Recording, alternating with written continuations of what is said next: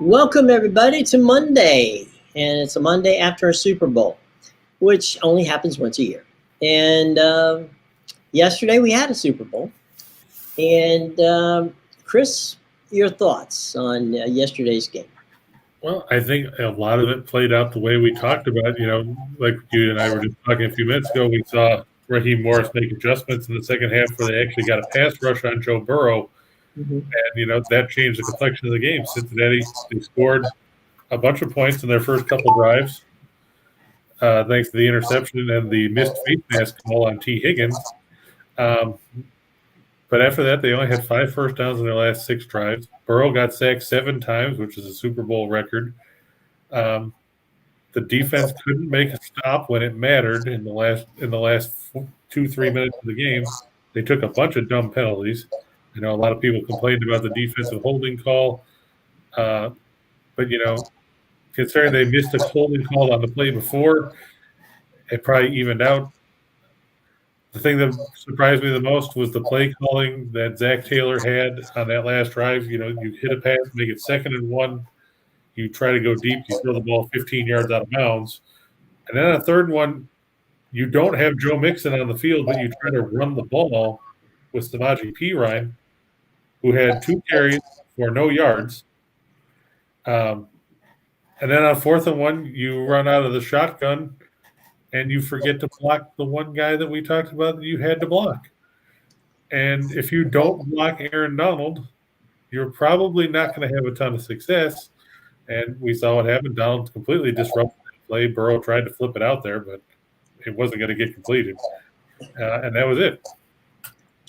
Well, a couple things at your point. Your point of the 7 sacks, okay? I'm going to speak a little heresy, I suppose. Joe Burrow probably could have saved himself 3 of those sacks. The guy is running right in your face, okay? Throw the ball to the popcorn vendor. Do not stand there and take a stupid sack, which he did. So 3 of those 4 sacks, 3 of the 7 sacks, in my mind, were preventable. He could have gotten rid of the ball. No excuse on the Mixon thing. That is absolutely stupid. Another no excuse. 4th and 1, or 4th and near 1. Yeah, 4th and we'll call it 1. We'll call it 1. Joe Burrow is a pretty big guy, okay? You bring in some big guys behind him. You put him under center. Why these guys on 4th and 1s, and I've seen, Cincinnati's not the only team that's done this. Right. Where you snap the ball 4 to 5 yards behind the line of scrimmage, when all you need to do is get line push, where you could even slide through and get a first down. But if you're Cincinnati, do you think you could actually bank on getting a line push? Well, that's what I'm saying. When you bring in the jumbo package, you're basically saying, all right, I may not, with the guys in front of me, I may not be able to do it. But if I put these, behemoths out there, maybe I can do it. Or maybe you can fake your way out of it, take a step back, and hit a quick pass, or something. Yeah, my process too, that was, even if you go to the shotgun, don't, fake it up the middle. Run what Buffalo does with Josh Allen. Run QB power to the outside. You've got a better chance than you've got trying to throw the ball. Right. In that situation. At least you've got competitive blocking. Right. You do not have competitive blocking when you're 5 yards behind the line of scrimmage. That's not competitive blocking. You're blocking for basically, even if you're run blocking, you're blocking for a pass because you can't let the guys get through. And as we said, when you've got Aaron Donald clogging up the middle, why are you bringing yourself to be in such a bizarre situation? So Cincinnati, now here's the other thing. I got a lot of people, when I was watching the post-game show, saying, well, Cincinnati, they'll be back. Ask Dan Marino about that. Yep, it doesn't always happen, okay? Now, if you're an AFC guy, right? Yep. Tell me that the Bengals are a better team in 2022 than the Chiefs or the Buffalo Bills. I don't know if you can say that Cincinnati's better than, a couple other teams. The Chargers could improve. I mean, they got snake bit in close games. New England will improve, unfortunately, and I hate to say that because obviously if there's only one team in the AFC that I hate more than New England, and that's Miami. But, you're right. And Dan Marino was a prime example of somebody that, he made it there in his second or third year, and everybody said, yeah, the Dolphins will be back. And he played, 15 more years? Yeah. And it's not like the Dolphins didn't make the playoffs. I mean, or that they had bad years, okay? The Dolphins had good years. They just didn't make it back to the Super Bowl. Well, right. And that just shows you how difficult it can be. And that's what, I heard last night about 657,000 times from the same guy who I swear was probably high on Twitter about how, the Chiefs won a Super Bowl and Patrick Mahomes owns Buffalo and everything else. Mahomes lost, so it's not like you were even in the Super Bowl yesterday to begin with. Mm-hmm. B, everybody overlooks, he won the Super Bowl, he lost last year. But now think about this. Yeah, Buffalo lost 4 Super Bowls. They went to 4 Super Bowls in a row. Yeah. Now, think about how difficult that is when we're talking about Marino never went back after 1. Sure, they lost 4 in a row, but they got to 4 in a row. Has anybody else been to 4 in a row? Been to 4 in a row and not one? No. No, 4 in a row, period. Oh, no. I'm sorry. No, the other part to the equation is that we're now assuming, because they've got money. Right. They're number 2 or 3 under the cap. They got about $60 million. Okay. And they got their star player in Joe Burrow still on a rookie deal. On a rookie contract. They probably would have to deal with him on that rookie contract in 2024. Okay. So let's assume that would be the extension, right? So you've got money to bring in some, a better offensive line. There's some good guys out there who are free agents who you could probably bring in. But here's the thing, and it's not a secret, and I'm not saying anything that, is going to get any shade on me. Mike Brown doesn't spend money. The Bengals do not spend money. Now, did getting to the Super Bowl in some way, somehow open that wallet of Mike Brown's to spend some of that $60 million under the cap that they've got? I don't know. But we shall see. And to be honest, let's look. The last 2 Super Bowl winning teams, right, which would be the Buccaneers and the, and of course last night the Rams, they did not get there through the draft. Okay? Right. They went out and they actually paid money for free agents. So, they had the window was shorter. There's no question about that. But you can't argue with, let's be honest, there's not going to be many times that a Tom Brady's going to fall in your lap. And so the Buccaneers got very lucky because of Jason Light being a good friend of Tom Brady's and Tom Brady loving the fact that Bruce Arians would let him do whatever he wishes to do and literally gave him the opportunity to be the co-general manager of the team. And then Stan Kroenke basically saying, whatever you want, whatever you need. And they traded major draft choices to get to get Matt Stafford. They put money into Odell Beckham. They put money into Von Miller. They signed some free agents. So, it was like, okay, we know we have a short window, but let's push all the cash in the middle and play.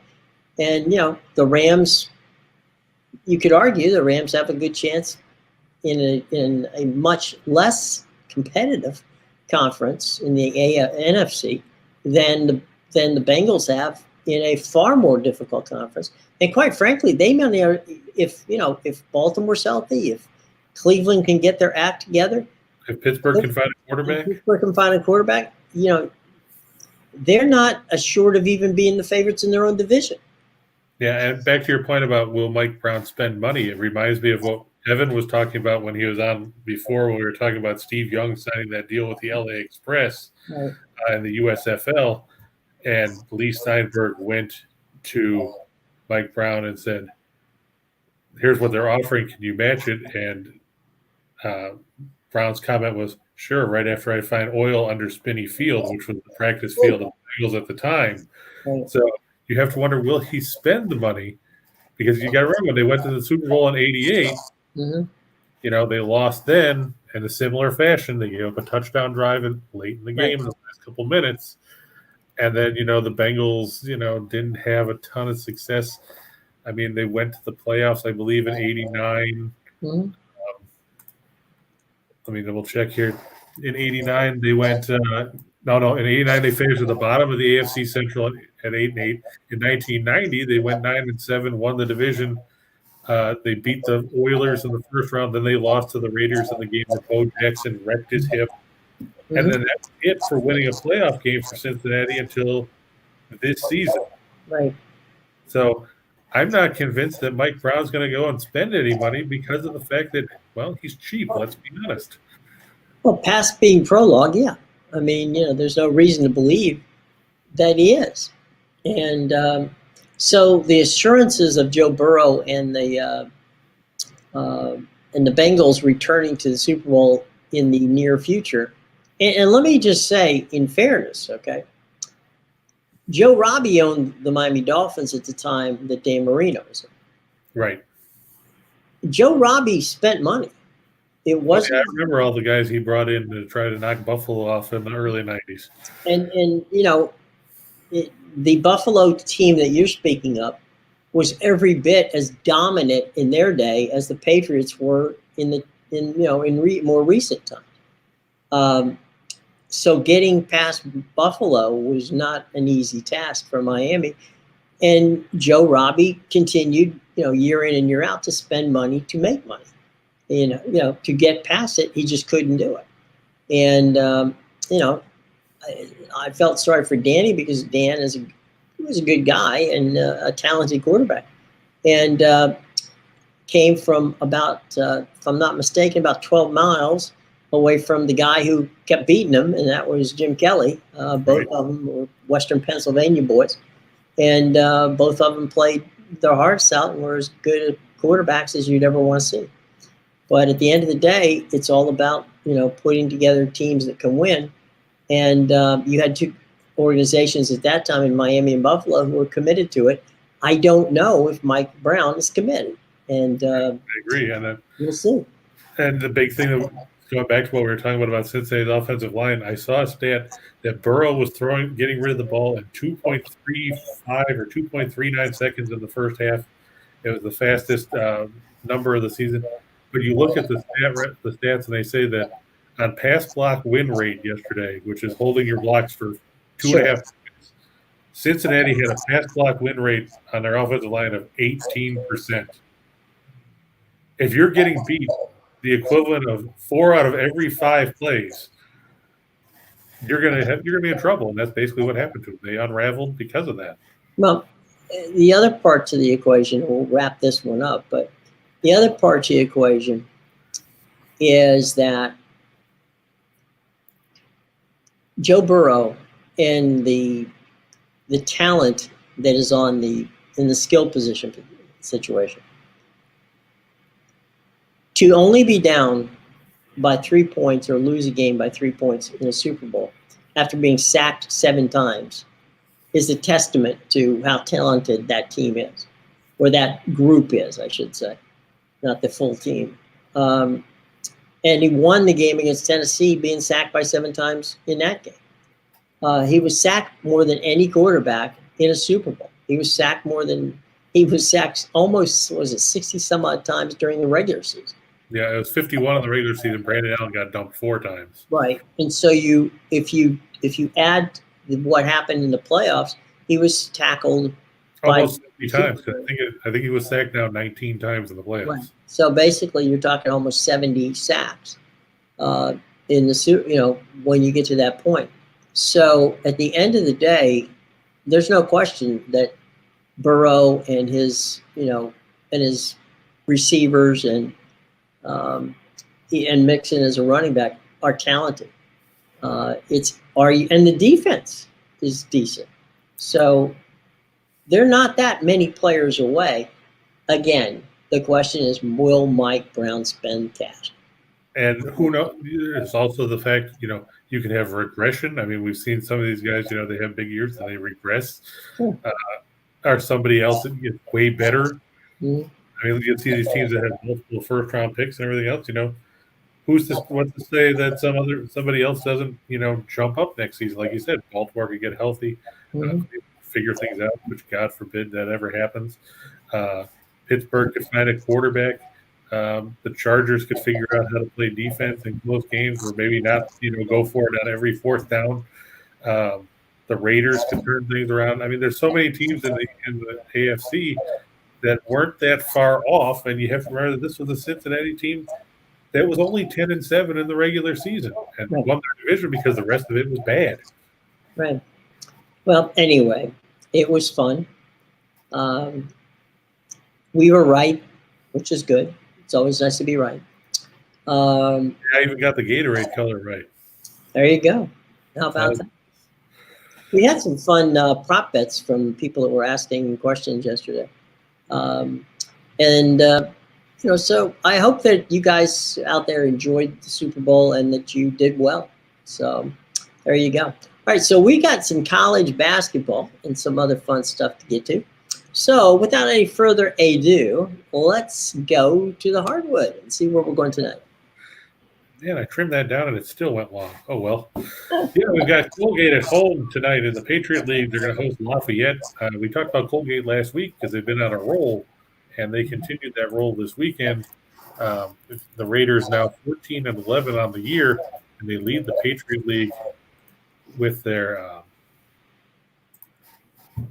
10-2 conference record. Lafayette is 8-15 and 5-7. The Raiders 8-1 at home. Lafayette is 4-7 on the road.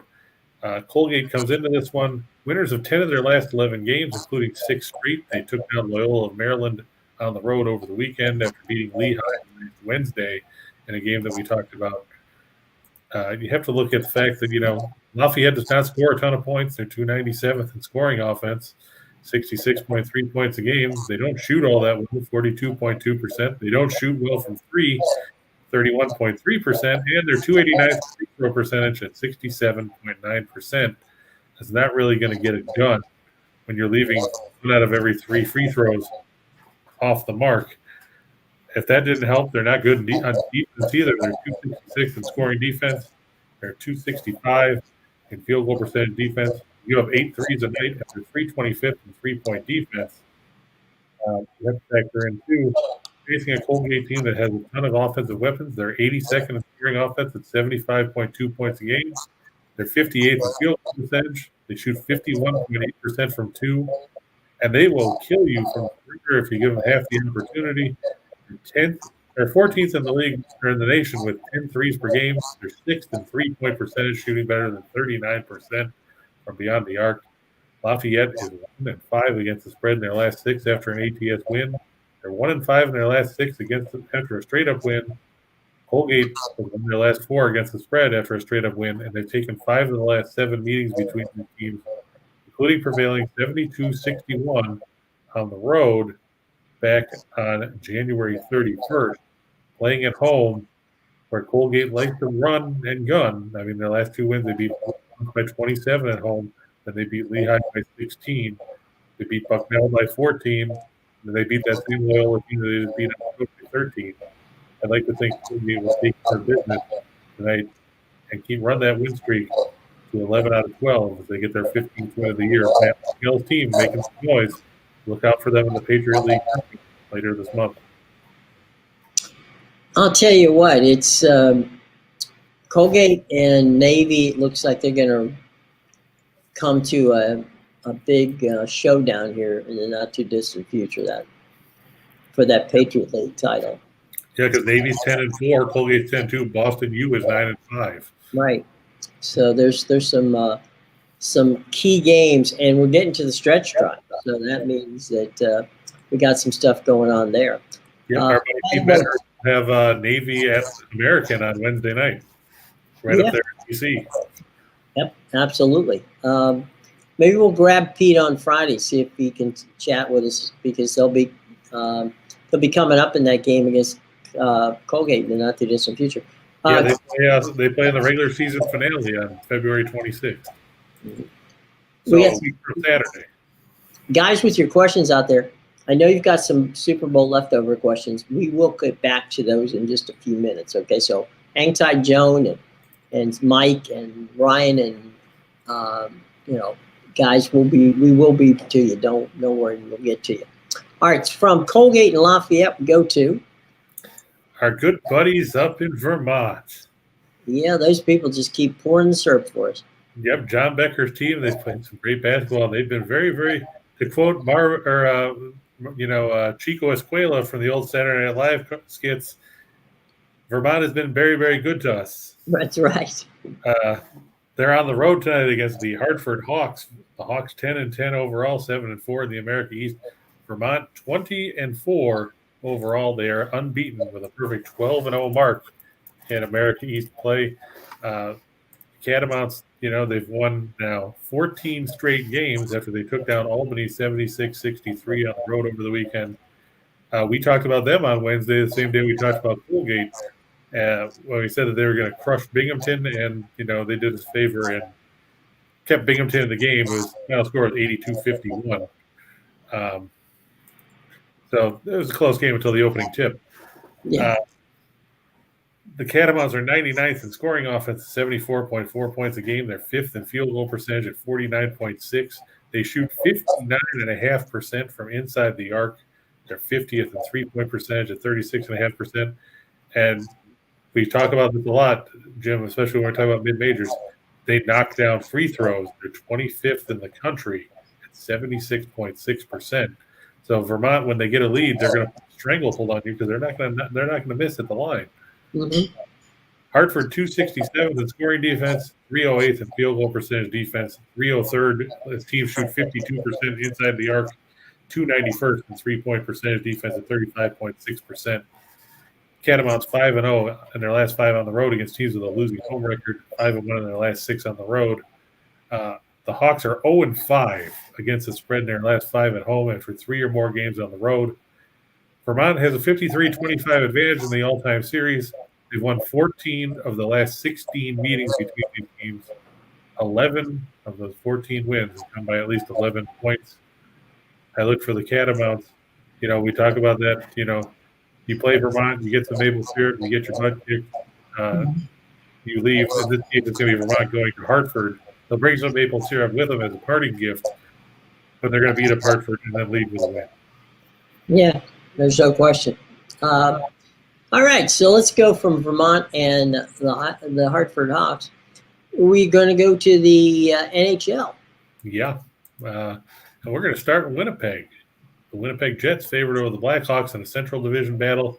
Chicago was 17-24-7. Winnipeg 20-17-8. They've played a little better under Dave Lowry than we saw under Paul Maurice, who resigned about a month and a half ago now. Yeah. The Jets 11-8-1 at home. Chicago 9-13-4 on the road. It's going to be Marc-Andre Fleury, 15-17-3 with a 294 goals against, 908 save percentage, and 3 shutouts for the Blackhawks. Connor Hellebuyck, 16-15-7 with a 283 goals against, 913 save percentage, 3 shutouts for Winnipeg. None of these numbers are pretty, but let's face it, Chicago did not score. They averaged 2.38 goals a game. That's better than the offensive juggernauts of Arizona and Montreal, for those of you keeping track at home. And if you're keeping track of those two teams, I feel sorry for you, because all you see is light going on behind your goaltender. The Blackhawks 24th in goals against at 3.35. Winnipeg 20th in goals for, 2.87. They're 17th in goals against, 2.89. But at home, they average 3.2 goals a game, giving up 2.70. Chicago 1-5 in their last 6 when their opponent allows 2 goals or less. Winnipeg's 4-1 in their last 5 after giving up at least 8 power play opportunities. Yeah, they gave 8 power play chances in their last game, still escaped with a victory. The Blackhawks 2-9 in the last 11 meetings between these teams, and they've dropped 7 of the last 8 meetings in Winnipeg. Look for the Jets behind Mark Scheifele, Blake Wheeler, and Hellebuyck to get the win, or a Chicago team that has struggled both on and off the ice, and they've got some injury issues. Taves out again. It's just an uphill climb for the Blackhawks on the road. There you go. All right. From Winnipeg in the Canadian Rockies, we head to San Jose. Oh. The Edmonton Oilers are on the road to face the Sharks. The Oilers 24-18-3. The Sharks 22-20-4. San Jose is only 11-9-2 at home, which is scary considering Edmonton has a better record on the road than the Sharks have at the SAP Center. Mike Smith, 3-4-1 with a 3.50 goals against and a 901 save percentage, expected to make his third start since he came off the injured list once again. It's supposed to be James Reimer, 13-9-3 with a 281 goals against a 915 save percentage and 1 shutout for San Jose. The Oilers 12th in goals per game at 3.18. They're 23rd in goals against 3.27. The Sharks 23rd in goals for 2.72. 21st in goals against a 3.07. Edmonton 12-3 in their last 15 after allowing 2 goals or less. They're 10-3 in their last 13 against Pacific Division teams. San Jose has dropped 5 of their last 6. They've dropped 10 of their last 11 as an underdog, and they've dropped their last 4 as an underdog at home. I know that we've got people out there that are Sharks fans. I know Brian was a Sharks fan, or was it James? I can't remember who it was that went to the game and saw the Capitals. But San Jose has struggled since, and maybe it's your fault for going to the game and watching them beat Washington that they've gone down the toilet. But I think Edmonton, they seem to have – they've played a little bit better of late, now that they fired Dave Tippett. I feel that – yeah, there you go. It was Ryan that went to the game. I thought so. But I think San Jose will bounce back. I just don't think it'll be tonight. Edmonton's played a little better since firing Dave Tippett. And I think Tippett wasn't the problem for them being for Edmonton. He was the fall guy. So, now we'll get the inspired play for 5 or 6 games, and then they'll go right back to the same problems they had before. But they're in that halcyon days of where everything looks all shiny and new for the Oilers, so they'll get the win here.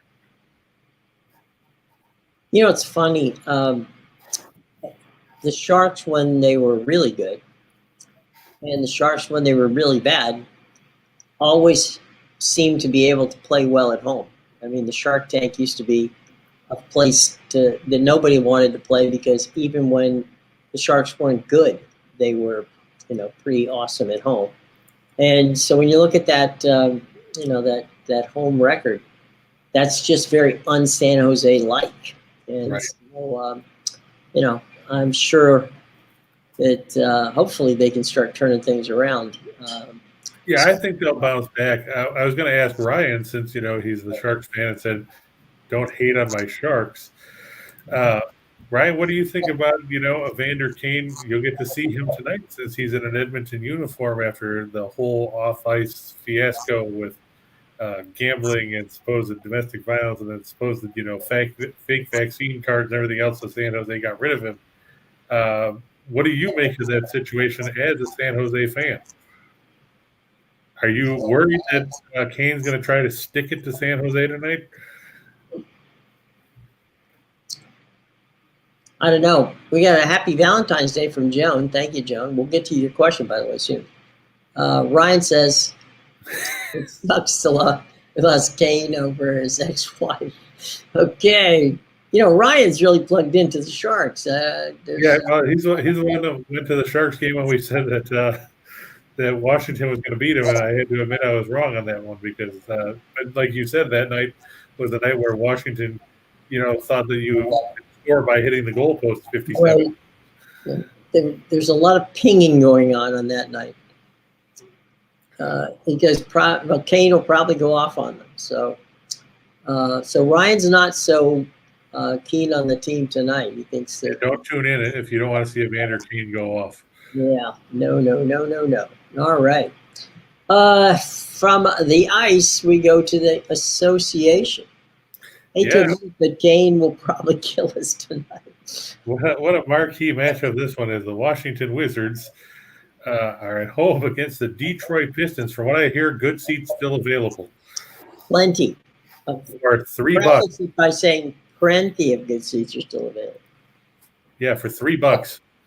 You can No, probably no, I can luxury assure you that's not the deal. Yeah. I was gonna say you can probably sit in a luxury box for $8. Yeah. Um, Check StubHub before you do it. the Wizards 25-30 overall. The Pistons are 12-44. They're just 4-24 on the road, which makes that 14-15 home record for the Wiz look downright good.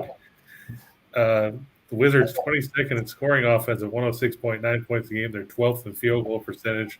They're 28th in 3-point shooting. Detroit 27th in scoring defense, giving up 112.8 points per game. They gave up 141 to Charlotte the other night after getting drubbed by Memphis the night before. They're 29th in field goal percentage defense. They're last in 3-point defense. If that wasn't bad enough, they're second worst in scoring offense at 102.5 points a game. They're second worst in field goal percentage at 42.1. They're second to worst in 3-point shooting at 31.6. Thank God for the Thunder, as all Detroit fans are saying, because they're worse in each of those categories than Detroit. The Pistons 0-4 against the spread in their last 4 overall. They're 0-4 in their last 4 after a straight-up loss. And they're 0-4 in their last 4 as an underdog. If that wasn't good enough for you, the Pistons 0-6 against the spread in their last 6 meetings in Washington. Of course, there's a couple big trades involving these teams. Not so much for Detroit because they just traded around bits and pieces. Frank Jackson won't play tonight with a spine or with back spasms. A bunch of guys down in the G League, not really a factor there.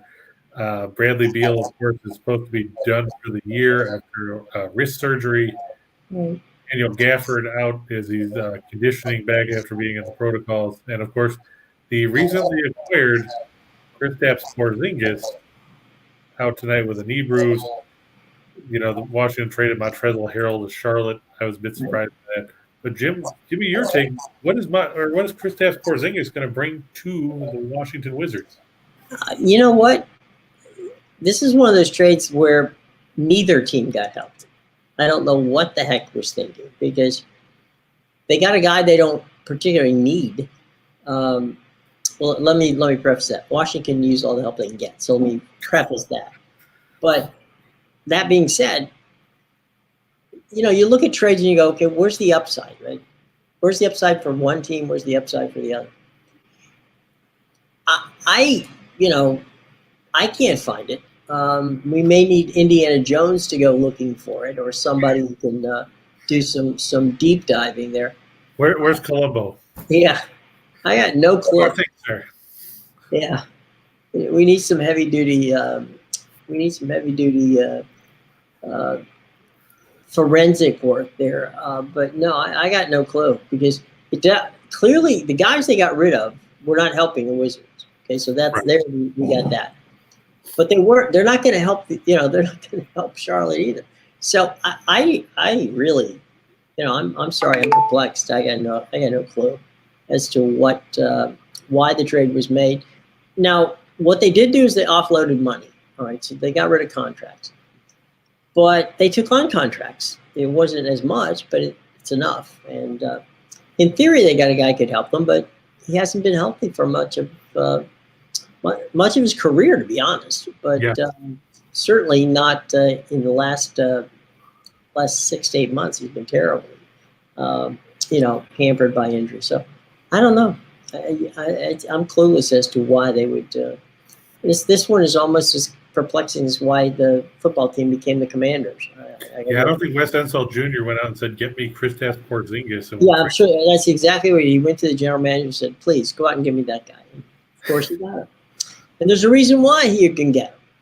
Because now James says, "Let's put some money together and buy the team." Which team are you talking about there, James? What team do you want us to buy? I heard you buy the Arizona Coyotes for a nickel.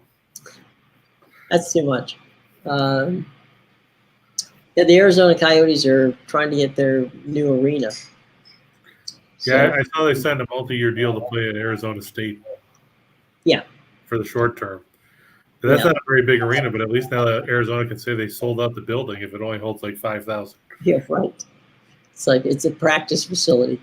All right. Well, let's go from the Wiz in Detroit to the Big Easy. Raptors and the Pels. Yeah, this one down the Big Easy. Like I said, Toronto's 31-24. New Orleans 22-34. Toronto had their 8-game win streak snapped by Denver Saturday night. They lost 110-109. New Orleans has lost a couple in a row. New Orleans is 12-15 at home, which is weird. Toronto 15-11 on the road. New Orleans is 26th in scoring offense at 105.8. They're 26th in field goal percentage. They're 27th in three-point shooting.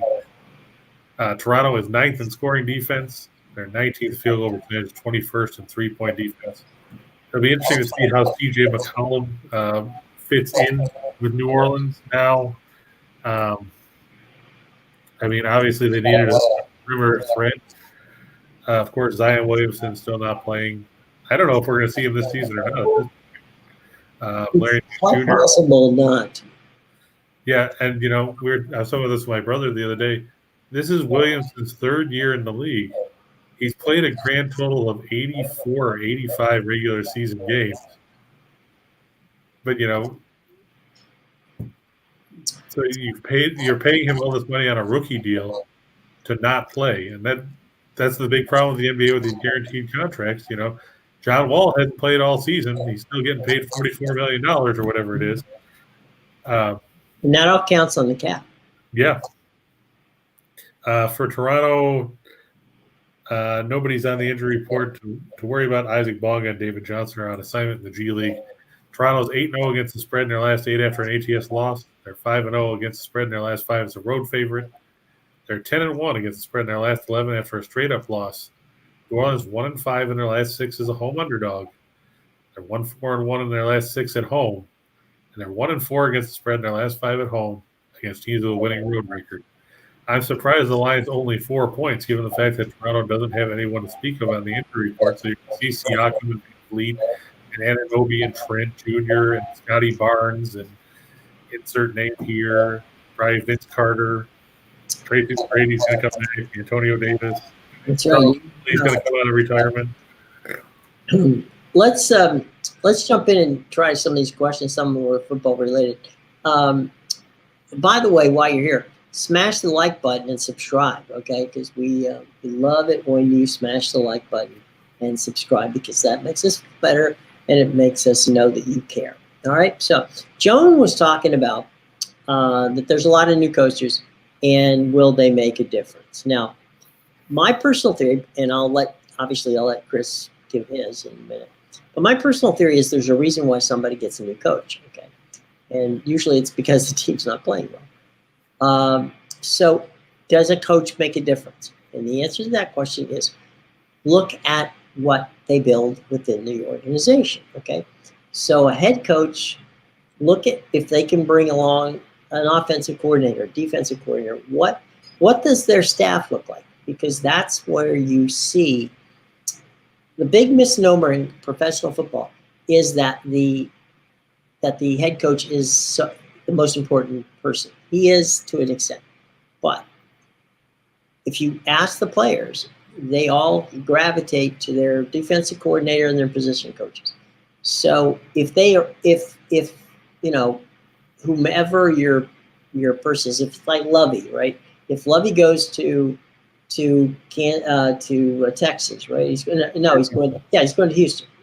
If Lovey goes to Houston and Lovey's allowed to bring with him or recruit some good offensive and defensive coordinators and some position coaches, then the Texans could very well be on the upswing. Same in Denver, same in Chicago, same everywhere you got a new coach. It always depends on the coordinators, and also look at the roster you have and see if the person that's coming in has really done anything that meshes with that roster.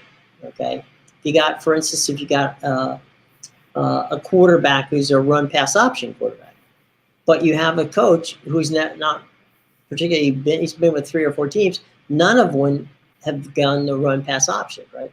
So that's going to be an interesting situation.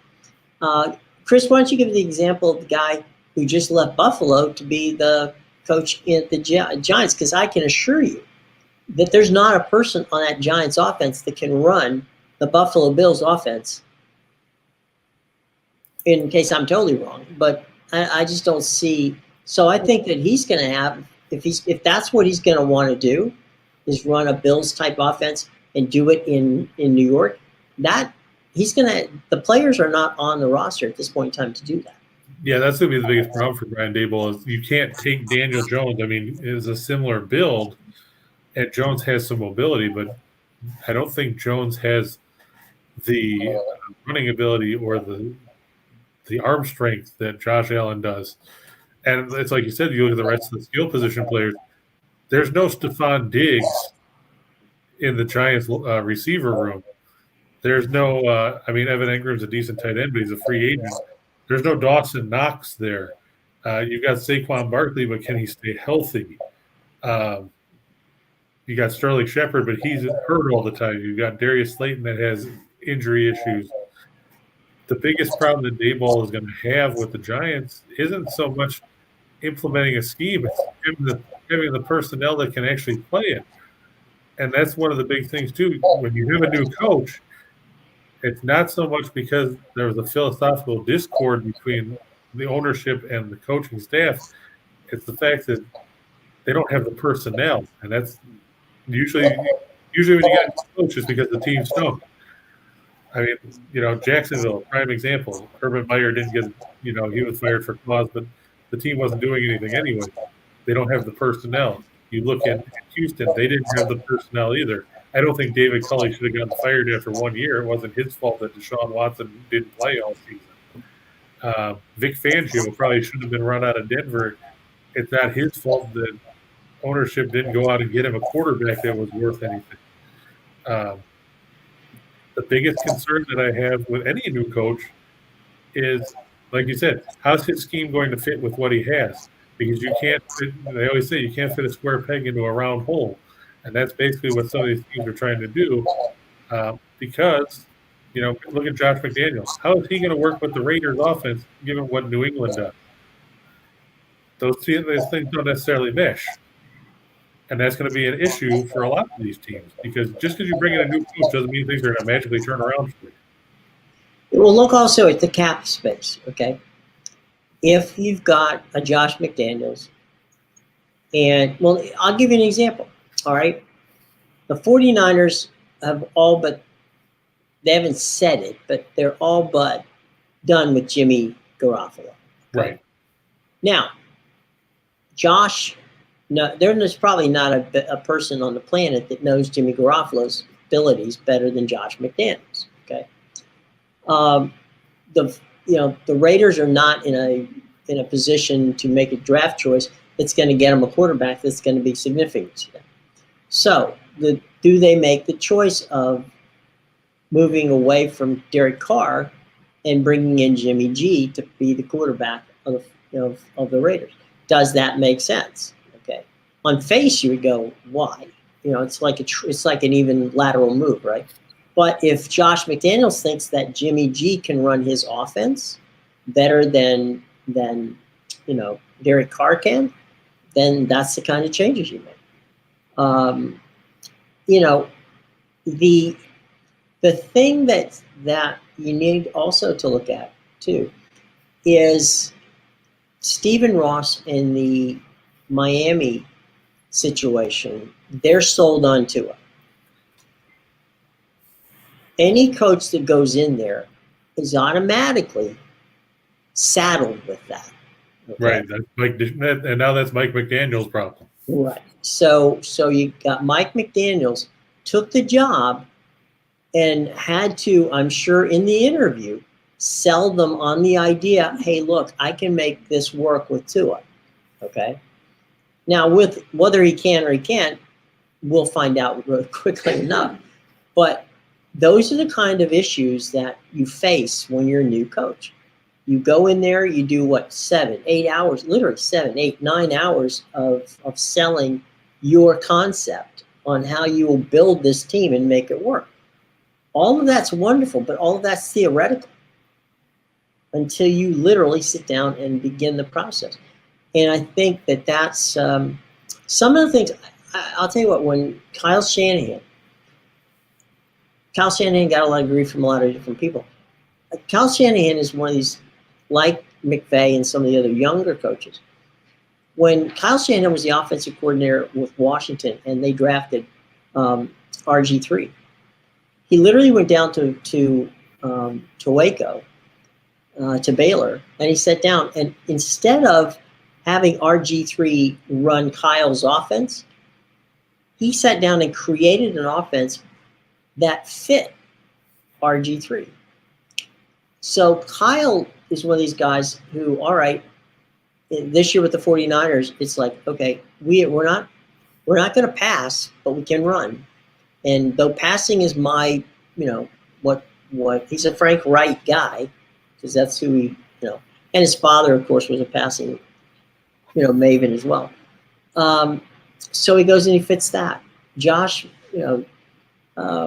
yesterday when you see McVay win, right? What was McVay? McVay was a passing guy in Washington and figured out a way to make it work. He knew that Matt Stafford was an upgrade and they could get the job done and could run his offense. Right. He let Raheem Morris run the defense and said, okay, fine, Raheem, you do this, I'll do that. And they were able, with their owner, Stan Kroenke, to get what they needed to get the pieces to get them to the Super Bowl. So it's not just, when you look at it, there's so many other little intricate things. You've got a general manager you have to deal with. You have position coaches you either hire or inherit, okay? And you have owners. They're either going to let you do stuff or they're not. And so there's only 32 spots. And that's why people are rushing to take them. And some guys interview themselves into a position, some guys are. I'm not sold, frankly, that Denver is, I don't care who you get. If they get Aaron Rodgers, I'm not I don't automatically slot them in as the team that's going to beat Kansas City and take that division. Denver could get John Elway back in his prime and still not beat Kansas City in that division because they still have too many holes. James wants to know if we can talk about some college hoops. Of course, James. Of course you can. Ask us a question. Well, he asked at the very beginning, he asked about Niagara and St. Bonaventure. Oh, okay, missed that. Sorry, James. Well, he asked about St. Louis, but St. Louis is playing St. Bonaventure. Oh, okay. James, we just saw those two teams play. Speaking of St. Louis and St. Bonaventure, they played at the Heifetz Arena the other night, and St. Bonaventure beat St. Louis on the road by 7. Playing at the Riley Center, I've been down there in Olean before. It's a very small environment, but it gets very loud, and you have to take into consideration that the Bonnies have something that's a rarity in college basketball these days. Their 5 starters are all seniors. When's the last time you saw something like that? Not since Bryce played at Valparaiso for his dad. Well, yeah, right, but that would have been one senior. We're talking about all 5 starters are seniors. Oh, yeah. Okay. St. Bonaventure, they're 8-2 at home this year. Meanwhile, we've seen St. Louis lose. They lost to Dayton on the road. They lost to UMass on the road. They lost to Memphis on the road, which I'm not going to fault them for. Memphis is a good team.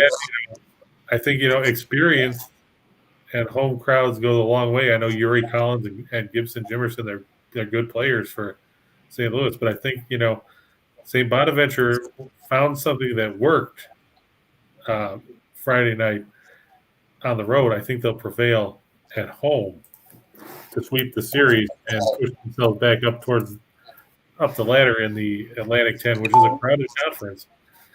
And as for Niagara, they're playing Marist tonight on the road. They're coming off a 20-point loss to Fairfield, who no one is impressed by any stretch of the imagination. Apparently, they got hung over after they beat Iona at home last week because they, like I said, they went on the road and laid an egg, losing by 20. Marist has back-to-back wins. They beat Monmouth by 25 on the road. Then they beat Canisius at home. Not a great basketball team. I never understood why Reggie Witherspoon went to the University of Buffalo to go coach there, though that did bring Nate Oates in for a while.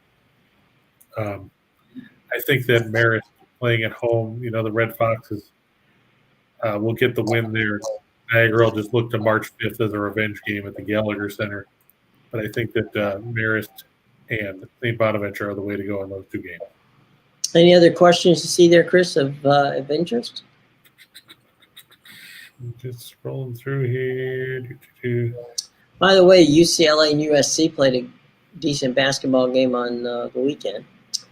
And SC won. IUPUI, James. Yeah, IUPUI. Yeah, they're playing the Illinois Chicago tonight. Now, see, John texted me about, or Twitter sent me a message on Twitter about the game against Cleveland State the other day. He said he thought Cleveland State or IUPUI, he thought they were going to cover. I said Cleveland State was going to be pissed off because they had lost to UIC 2 nights before. And I said that they're going to be pissed off. They're playing at home. IUPUI doesn't stand a chance. And, of course, final score of that game was Cleveland State winning 83-45. And, a typical close game for the Jaguars.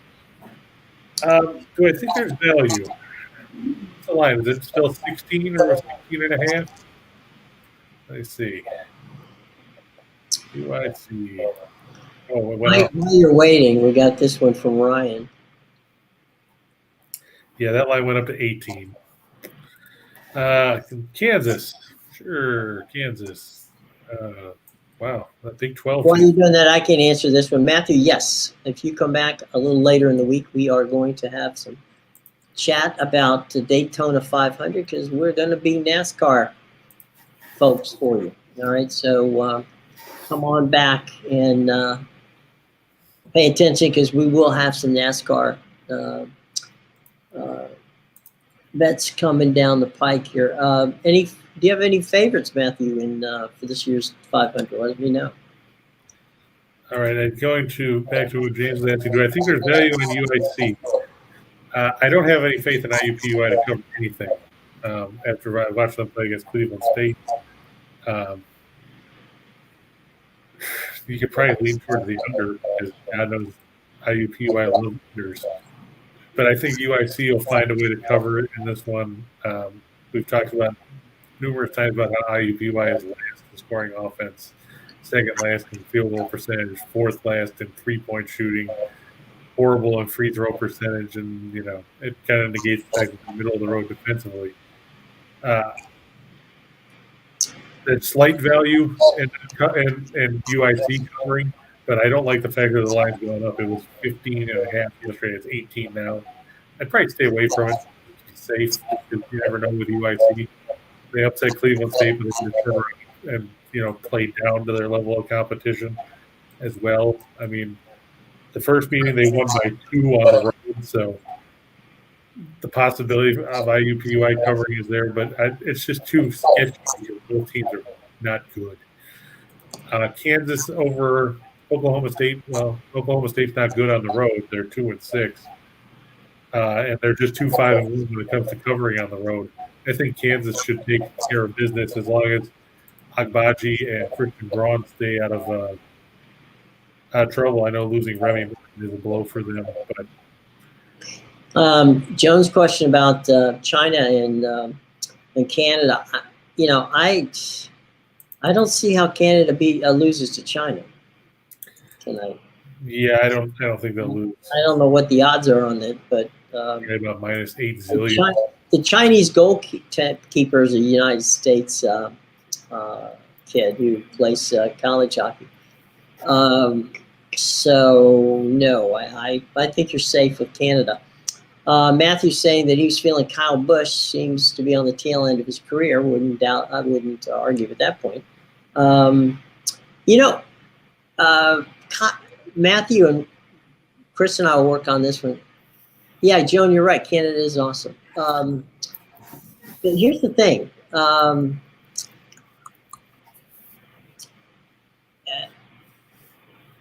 Daytona, Talladega, the super speedways tend to favor Ford and Toyota. And so Penske's got a good team together, as does Joe Gibbs Racing. And so they tend to do pretty well at those races, at least over the last 3 years. So we'll keep, and you can't, I know the Hendrick people are going to be on my back about this, but, we will break it down more as we get closer. But there's a whole different vibe in those big races where you've got the tracks where basically you got to push this thing, right? You get out front, you got your guy who's pushing you through and keeping you in that slipstream. So it'll be fun. We'll see. But currently Denny Hamlin is going off as the favorite. Denny's a Joe Gibbs 900. A Joe Gibbs guy, so I'm not surprised. You had Brad winning last year, huh? And he wrecked. There's a lot of wrecks at Daytona. Remember? Always a wreck at Daytona. Always at least 3 or 4 wrecks at Daytona. I think the key is. Go ahead. No, go ahead, Jim. I was just going to say the key at Daytona, in large part, is to try to stay away from being wrecked. Because if you remember, they got that fun thing where they have that race where you qualify for the pole, and if you get the first 2 positions, then you start in the dash, where one guy gets the pole position in the dash and the other guy gets the pole position in the dash.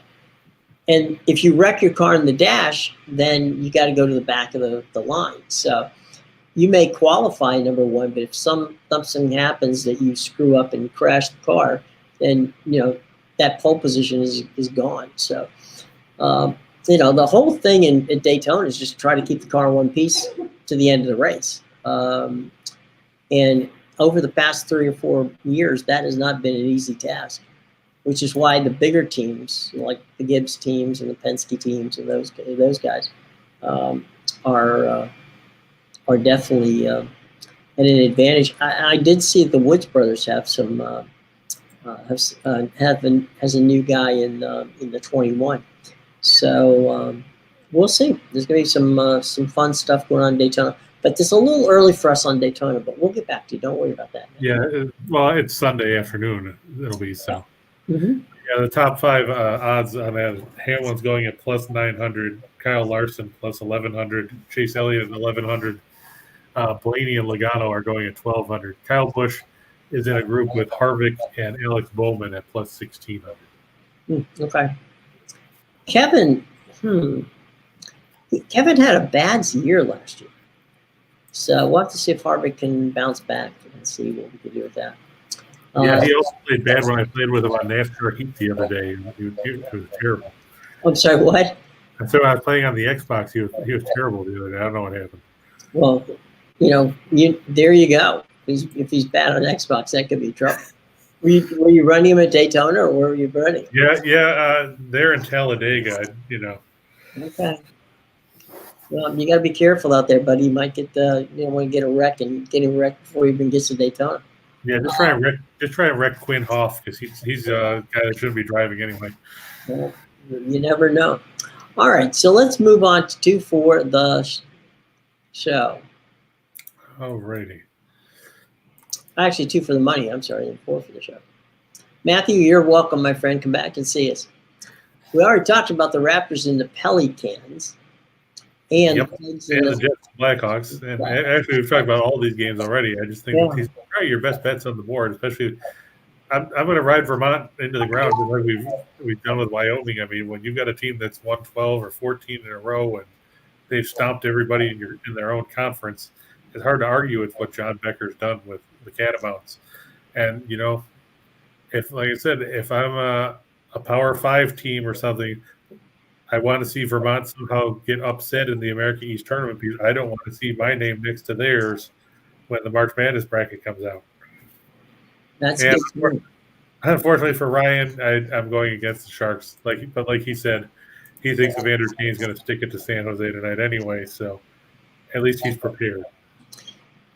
Hey, real quick, James is asking about UCF. I can't remember off the top of my head who they're playing. UCF has Tulsa at home. UCF isn't very good. Oh, they're 14-8. Yeah, but USF beat them.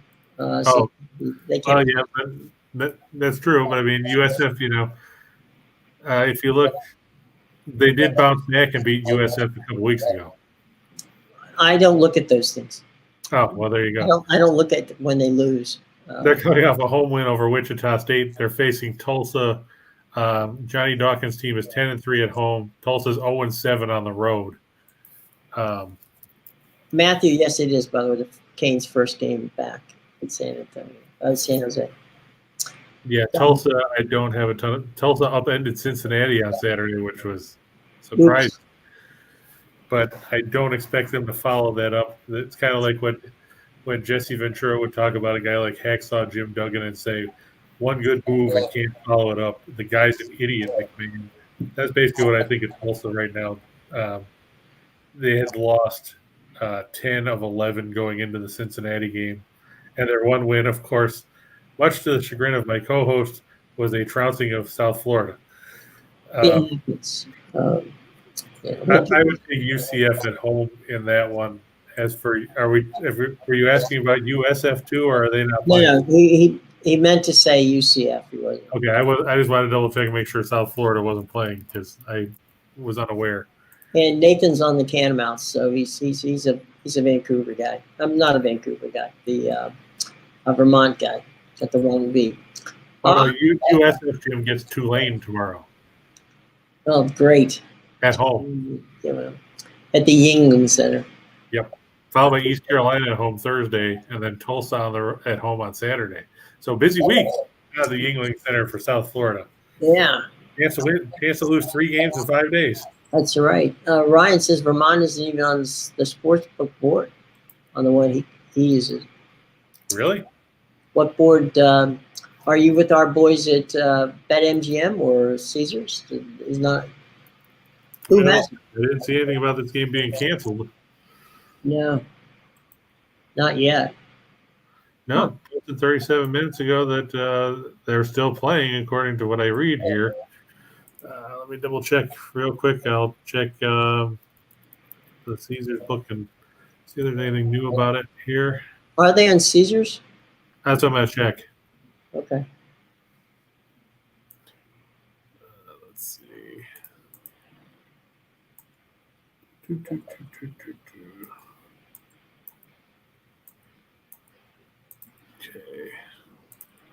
Just pulling it up here. All right. College basketball. This is when it's in Dover, Downs, Delaware. Yeah, Vermont's still on the board. I see it -11 at some books. It's -11.5 at others. Caesars has it at -11.5 over under 137. Is it? So they're playing. DraftKings has it. PointsBet has it. Win has it. Superbook has it. So does BetMGM. All right. Both off at 7 p.m. So there you go. All right. So my book wouldn't even offer it. You already know. Thank you, Nathan. You're right. Probably. Ryan says Dover Downs. Is that where they're playing the game? No. I think that's his sports book. Oh, all right. Okay. So yeah, they do know it's too easy. They do know those two. They don't want to get or give out sucker bets because Vermont's won 14 in a row. Yeah, maybe they don't want to lose any more money. Okay, let's go to 4 for the show. All right. We've got Dayton -2 on the road against Rhode Island. Rhode Island had lost 6 in a row before winning Friday over Davidson. Dayton's played some very good basketball. They've won 5 out of 6. I like the Flyers on the road. They already beat Rhode Island at home. I look for them to get the road win here. That's probably going to be a low-scoring affair. The first meeting was 53-51. The over-under was set at, I believe, 124, which seems like it's way too high considering they scored 104 points in the first meeting. It's actually gone up. It's at 125 or 126. I don't know what kind of offensive bonanza they think these teams are going to have all of a sudden, considering how poorly they played the first game. But hey, why not? Norfolk State. It's going to be one of those fun games. They get to play Delaware State. The Hornets come in almost as bad as IUPUI. The Hornets come in with an impressive record of 2-19, including a 91-78 loss to Salisbury, not Salisbury Steak. So they've lost 17 in a row, and their 2 wins were over non-Division I programs. So what we're saying is Stan Waterman's team is bad. Yeah. Trying to be polite about it, but there's no real way to get around it. Norfolk State won by 29 at home when these teams met back on January 12th. I don't expect a whole lot different here. It might only be a 20-point game, but I'm going to lean towards Norfolk State. Toronto on the road over Seattle. The puck line is plus 105. The money line is 250. It's going to be Jack Campbell against Philip Grubauer again. The Leafs got Demko the other night as Thatcher Demko backstop Bruce Boudreau's team to a 3-2 win. Toronto's going to be mad. They're going to come back with a vengeance tonight, unfortunately for Seattle. And the Bulls minus 4.5 over the Spurs. I know Zach LaVine won't be playing for the Bulls, but let's face it, San Antonio is brutal, especially defensively. Goran Dragic, he was acquired at the trade deadline. He's not with the team. He's probably going to be bought out and he'll go somewhere else. Talk about taking your ball and going home twice. He did it in Toronto. Now he's going to do it with San Antonio just so he can try to maneuver somewhere else. The Spurs that struggled on the road, they won't get a win here either. Hey, kudos to Nathan, who had a Super Bowl parlay last night. He had the Rams with, I don't know where he got this, 2.5. So it was minus 2.5. So he got that deal. And he had it under at 50. So kudos to you, Nathan. Yeah, getting it at minus 2.5 was a boost because if you get it at 3.5, you were screwed because that missed an extra point. And it went off at kickoff at 4.5. So yeah. And we were talking yesterday. We thought it might go up to 5, but it never moved. It hung at 4.5. So good for you, Nathan. All right, now if you had wagered that in there with blue Gatorade, you would have been really good. Yeah, you got a triple. All right, so now get ready, get set for the entire menu here. There's a little bit of everything for everybody. Yeah, we got Austin Peay at home. Can you believe that? The Governor's actually getting favored. That shows you how bad Eastern Illinois is. Marty Simmons, wouldn't be surprised if he gets fired after the season. Favored by 11 and a jeez. Yeah, that shows you how bad Eastern Illinois is. Just to give you an idea, the Panthers come in with a record of 5-20. They did beat Tennessee Martin the other day at home. Their lone road win was over Tennessee Martin a couple weeks ago. So outside of Tennessee Martin, the only other team from Division I they beat was Tennessee State at home. That was a 2-game win streak for them back at the end of January. They've been smoked by a whole bunch of teams. In a stretch of 4 straight games against Murray State, Southeast Missouri State, and Belmont, they lost by 26, 40, 29, and 34. They also lost by 26 to Tennessee Tech. I think that Austin Peay, strange as it sounds, will get a win by double figures. And we'll never see Austin Peay on this side of the board again as a favorite. North Carolina Central, Lavelle Moton and company, they're an underdog on the road at Coppin State. I look for them to get the win outright, but I'll take the points. Coppin State's not a very good basketball team right now. Lehigh at home over Bucknell in the Patriot League. We know Lehigh. We saw they lost last week to Colgate when we told you they would, but they're playing at home, and Bucknell has been awful. They're nothing like the team that we've seen make the tournament several times in recent years.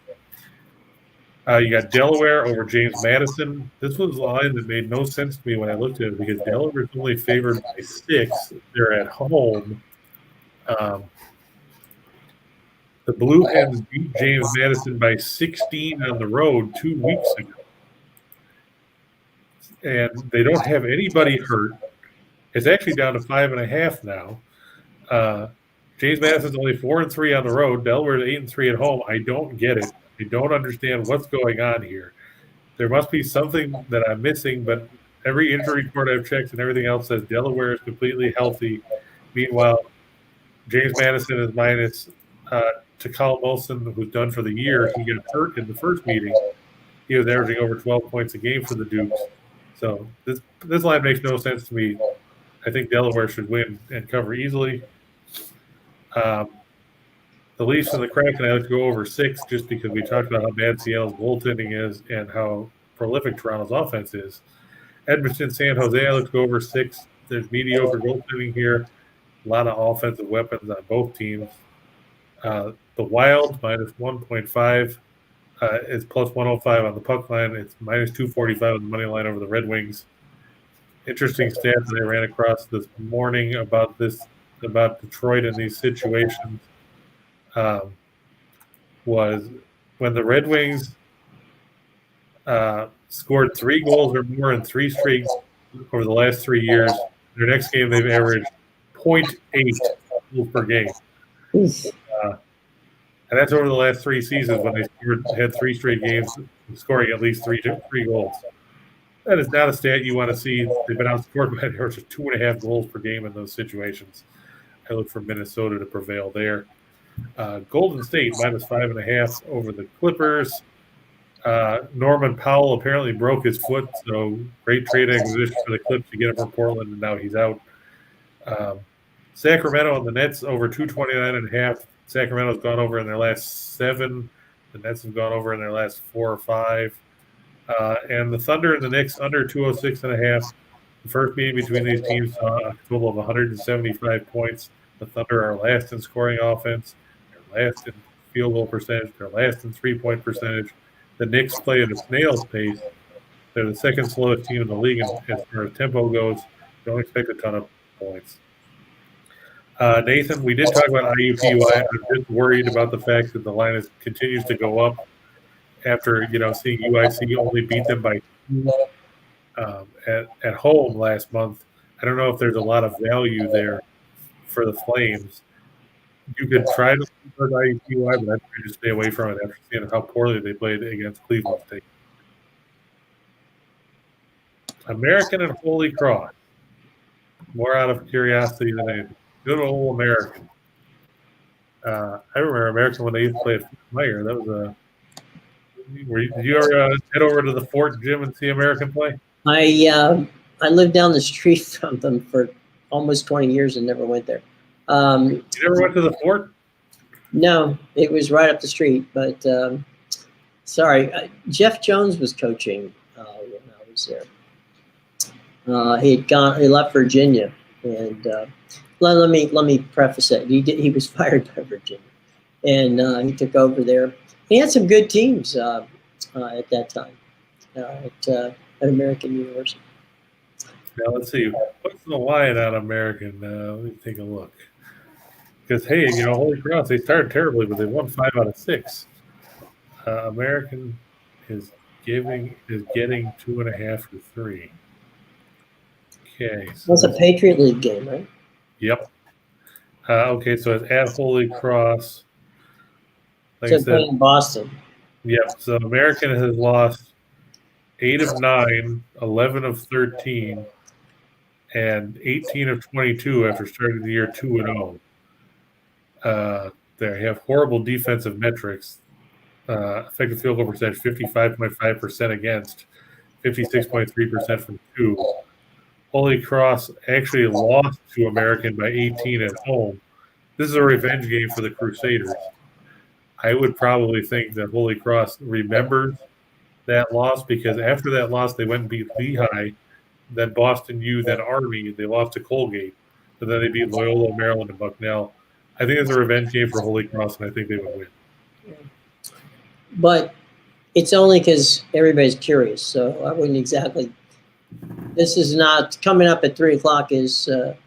Is Scott and Scott with their show, which is Back to the Window. I would not bet the farm, which is Scott Sheets. Yeah, I don't think you're going to see Holy Cross and American on the Bet the Farm. You probably won't see IUPUI and No, UIC. no, and I don't think Vermont in there. I don't know. I was going to say Rochelle likes Ionis, so you may see that around. Yeah, he put the over on that one yesterday. It did not pan out. Yeah, it didn't work for him. Anyway. All right. Any more questions, class? Because we're about ready to wrap this puppy up. Anything you see there, Chris? I did not that I saw. No, I think that was everything. Okay. But we're going to have some NASCAR for you. It won't, it'll be later in the week, Thursday, Friday. And we're going to have some cool guests. Yeah, we'll have some guests. Tell you about, because that's we'll mix it up. So come on back tomorrow. Join us. Bring your questions as you did today. Very good class. You're very good with the questions. Don't ask about Ben Simmons. Yeah, don't ask about Ben Simmons. That you get marked off if you ask about Ben Simmons. So anyway, any final thoughts, Chris, before we get out of here? Yeah, keep riding Vermont. There you go. That's all you need to know. All right, boys and girls, we will see you tomorrow. Thank you. Happy Valentine's Day to everybody. And we will be back here tomorrow, 1:30. Hang on in a few minutes, less than almost 10 minutes from now. Yeah, we carried you right up to almost the top of the hour. We almost brought you to Scott and Scott. So they're hanging out. They'll be there right here on the Winners and Whiners Sports Betting Network. Back to the Window, Scott and Scott coming up at 3 o'clock. And just parlays every day, Monday through Friday, 1:30 right here on Eastern time. So, and about 10 minutes after, if you miss us, check us out on the podcast. All the information is in the show box below, okay? All right, gang, we will see you. Have a lovely evening, and we are almost out of here.